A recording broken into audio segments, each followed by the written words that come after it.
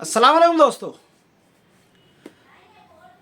महंगाई, कम आमदनी, ये सब काफ़ी पहले से मालेगांव का पावर लूम मज़दूर झेलता आ रहा है।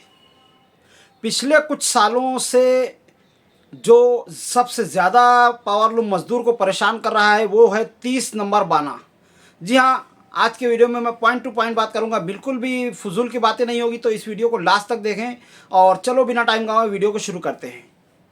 आज से कुछ सालों पहले तक 30 नंबर बाना बहुत ही कम दिखाई देता था। कुछ ही कारखानों में कुछ ही हफ्तों के लिए 30 नंबर बाना आता था, और जब भी ये बाना आता था मज़दूर बदली दे दिया करता था, या काफ़ी मज़दूर उस कारखाने से काम छोड़कर चले जाया करते थे। और फिर उसके बाद वापस 34 नंबर या 40 नंबर बाना लाकर सेठ दोबारा से अपने कारखाने की लाइन बैठाता था। किसी भी वजह से अगर एक दो हफ्ते के लिए 30 नंबर बाना आता था तो कारीगर को सेठ समझाया करता था कि बस कुछ ही हफ्तों के बाद है, मुझे बाना नहीं मिल रहा था तो मैंने 30 नंबर बाना लाया है, बस ये एक जो हफ्ता बर्दाश्त कर लो, उसके बाद जो है मैं वापस से 40 नंबर या 34 नंबर बाना लेकर आ जाऊंगा। और इस दौरान मज़दूर परेशान होकर के, कितना भी माल ख़राब होता था, कपड़ा ख़राब होता था, सेठ उसको कुछ भी नहीं बोलता था। पर आज सिचुएशन काफ़ी बदल चुकी है। 30 नंबर बाने को जैसे आजकल के सेठ लोगों ने अपना पैसा बचाने का गुरु मंत्र मान लिया है। यानी अब करीब 70% कारखानों में 30 नंबर बाने चल रहे हैं। जहां पर भी कॉटन है 30 नंबर बाने चल ही रहे हैं, कुछ कारखानों को छोड़कर।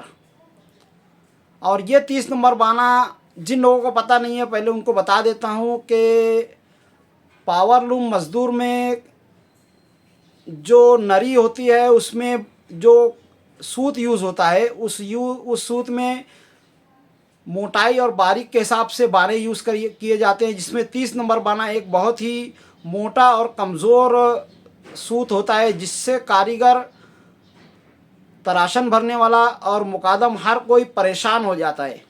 इससे नरी इतने कम वक्त में चलती है कि एक मज़दूर अगर 12 लूम चला रहा है तो 12वां लूम चालू करने से पहले पहले उसका पहला लूम की नरी ख़त्म हो चुकी होती है और उसको वापस उसी तरफ फिर जाना होता है।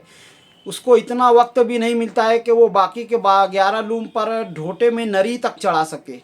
अपने पैरों में आज मज़दूर को गोया के चाक लगाकर चलाना पड़ रहा है। यानी इतना ज़्यादा दौड़ भाग हो रही है कि जितनी थकन 12 घंटे में होती है उतनी थकन एक मज़दूर को 4 घंटों 3 घंटों में ही हो जा रही है, जिसकी वजह से आज का मालेगांव का मज़दूर पूरी तरह से थक जाता है, कमज़ोर होता जा रहा है, ख़त्म होता जा रहा है।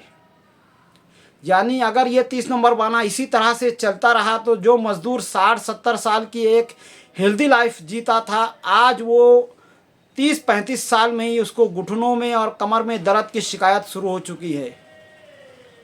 काफ़ी नौजवान मज़दूर इसकी वजह से इतने कमज़ोर हो चुके हैं कि वो बेचारे अब भीम तक नहीं उठा पाते हैं।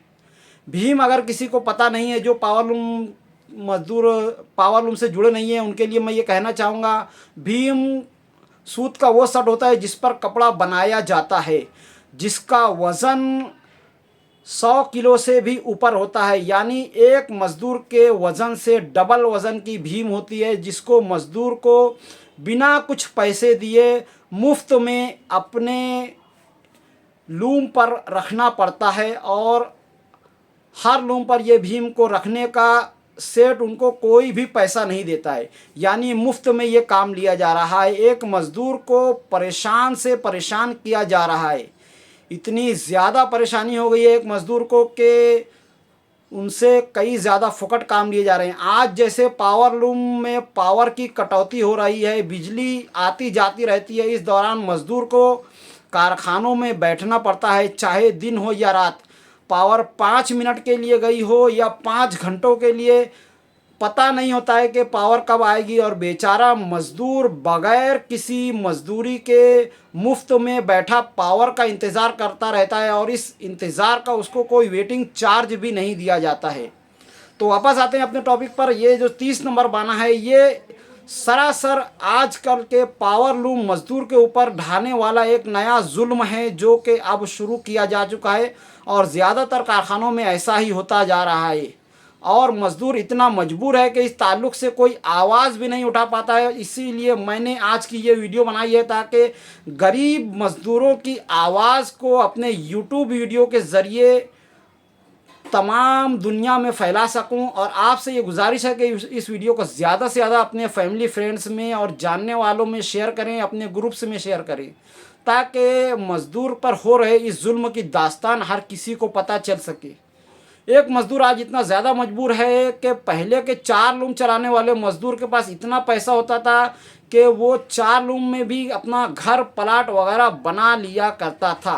पर आज का मज़दूर इतना ज़्यादा मजबूर हो चुका है कि 12 लूम चलाकर 30 नंबर बाना चलाकर 12 घंटा ड्यूटी करके मुसलसल 6 दिन चलाने के बाद भी उसके पास बजाय कोई पैसा बचने के उल्टा वो सेठ के हाथों कर्ज में डूबता चला जा रहा है।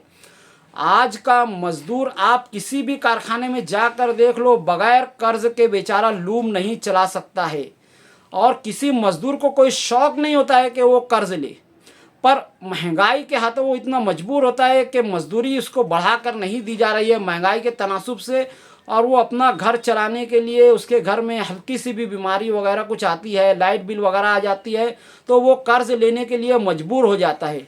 एक मामूली से तरासन भरने वाली हो या एक चरखा भरने वाली या भरने वाला हो या कोई लट्टी बनाने वाला हो, कोई मुकादम हो, कोई भी पावर लूम के ताल्लुक़ से जुड़ा हुआ हो, उसको इतनी कम मजदूरी दी जा रही है कि जितना आज एक छोटे बच्चे का हफ्ते का जेब खर्च भी नहीं होता है। यकीन नहीं आता हो तो आप ज़रूर कारखानों में जा कर के पूछिए कि कितनी मजदूरी आपको दी जा रही है और कितनी मेहनत आपसे ली जा रही है। कितने ऐसे काम हैं जिनका आपको पैसा नहीं दिया जा रहा है। लूम साफ़ करने से लेकर पावर के इंतज़ार करने तक, भीम उठाने के लिए और अपने ही कारखाने की मुफ्त में देखभाल के लिए उसको कोई भी पैसा नहीं दिया जाता है। और ये जो 30 नंबर बाने का अजाब है, ये उस पर कहते हैं ना करेला वो भी नीम चढ़ा हुआ, ऐसा हो गया है। यानी कड़ू पे कड़ू और जुल्म पे जुल्म हो रहा है। मज़दूर इस ताल्लुक़ से इतना ज़्यादा मजबूर है कि मज़दूरी के ताल्लुक़ से वो आवाज़ उठाना चाहता है तो अपने कर्ज़ का हवाला देकर सेठ उसको दबा देता है और वो बेचारा मजबूरी की हालत में इसी तरह से चलाता जा रहा है। और उस पर सबसे बड़ी आफत ये है कि हमारे मालेगांव शहर के जितने भी बड़े सियासतदान हैं, पॉलिटिकल नेता हैं, समाजी सोशल वर्कर्स हैं, वो इस ताल्लुक़ से सेठों के हाथों कठपुतली बने हुए हैं और वो वही कहते हैं जो सेठ उनसे कहलवाना चाहते हैं। फिर चाहे वो कोई पुलिस कमिश्नर हो, चाहे कोई पॉलिटिशियन हो या कोई भी सोशल वर्कर हो, मालेगांव का कोई भी बड़ा इस ताल्लुक़ से कोई आवाज़ नहीं उठा रहा है। गिने चुने कुछ लोग हैं जिन्होंने ये हिम्मत की है, जिनमें से एक मैं भी हूँ। और मैं ये चाहता हूँ कि इस वीडियो को आप ज़्यादा से ज़्यादा फैलाएं और मज़दूर की आवाज़ को और लोगों तक पहुँचाएं ताकि इसके ख़िलाफ़ कोई कानूनी कार्रवाई या कोई सियासी इंतज़ाम या गवर्नमेंट की तरफ से कोई हल निकाला जाए। आज एक मज़दूर अगर 12 घंटा इतना मेहनत करके चलाता है और उसके हाथ में बजाय ज़्यादा पैसा आने के कर्ज़ आ रहा है तो फिर किस काम की है ये मजबूरी। आज मैं अपने पावर लूम मज़दूर भाइयों से ये इल्तिजा, ये गुजारिश करना चाहूँगा कि अपने बच्चों को अच्छी तालीम दे, पढ़ाएं लिखाएं, अपना पेट काट कर किसी भी तरह से कोई भी धंधे पानी वगैरह में, तिजारत वगैरह में अपने बच्चों को लगाएं, पर खुदा के लिए दो अपने बच्चों को पावर लूम में बिल्कुल ना लगाएं, वरना आप अपने बच्चों के खुले हुए दुश्मन हैं।